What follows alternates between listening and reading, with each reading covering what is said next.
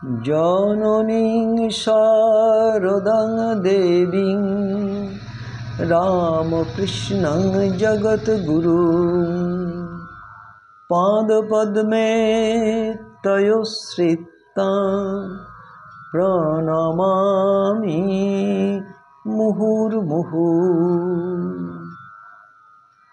শ্রীমদ্ভগবত গীতা পরিক্রমণের 12তম পর্ব আজকের এই পর্বে আমরা শ্রীমদ্ভগবত গীতার জ্ঞানযোগ নামক 4th অধ্যায়ের 24 নম্বর শ্লোক থেকে আমাদের অনুভব ব্যক্ত করব। 4th অধ্যায়ের 24 নম্বর শ্লোকে ভগবান শ্রীকৃষ্ণ আমাদের সর্বত্র ব্রহ্ম দর্শন করালেন। বৈদিক ঋষিদের ভাষ্যে যা সর্বং খল্লিদং ব্রহ্ম, একজন ব্রহ্মদ্রষ্টা ব্যক্তি সব কিছুর মধ্যেই ব্রহ্মকে দেখতে পান। দক্ষিণেশ্বরের কালীঘরে শ্রীরামকৃষ্ণ পুজো করার সমস্ত উপকরণ, যেমন কোষাকুষি প্রভৃতি বস্তুকেও চৈতন্যময় দেখতেন। সে সময় তিনি ফুল গাছ থেকে ফুলটুকু পর্যন্ত তুলতে পারতেন না। তিনি দেখতেন সব কিছুই যেন চৈতন্যের মধ্যে জোরে রয়েছে। এইভাবে সর্বভূতে ঈশ্বরকে বা ব্রহ্মকে দর্শনকারী তিনি নিজেই ব্রহ্ম হয়ে যান।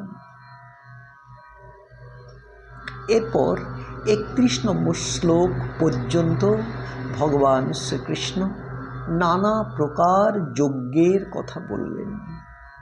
কেননা বৈদিক সময়ে যজ্ঞই ছিল অন্যতম প্রধান ঈশ্বর আরাধনার উপায়, এবং এই যজ্ঞের ক্ষেত্রে আহুতি প্রদান ছিল নিবেদনের অন্যতম একটা গুরুত্বপূর্ণ বিষয়।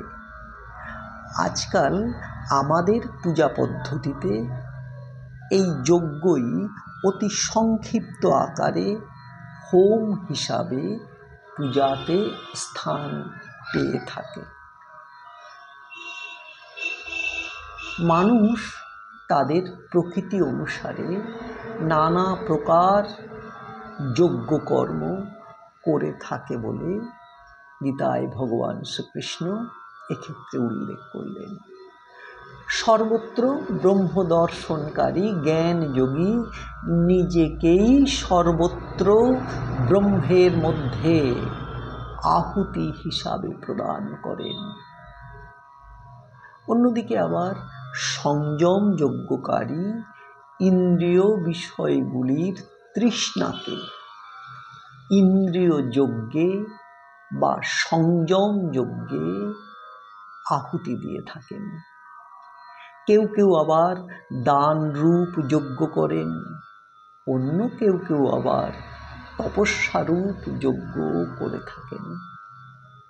এইভাবে এই অধ্যায়ের 33 নম্বর শ্লোকে এসে ভগবান শ্রীকৃষ্ণ অর্জুনকে বলছেন, দ্রব্যময় যজ্ঞ হতে জ্ঞান যজ্ঞ শ্রেষ্ঠ, কেননা সমস্ত কর্মই জ্ঞানে সমাপ্ত হয়।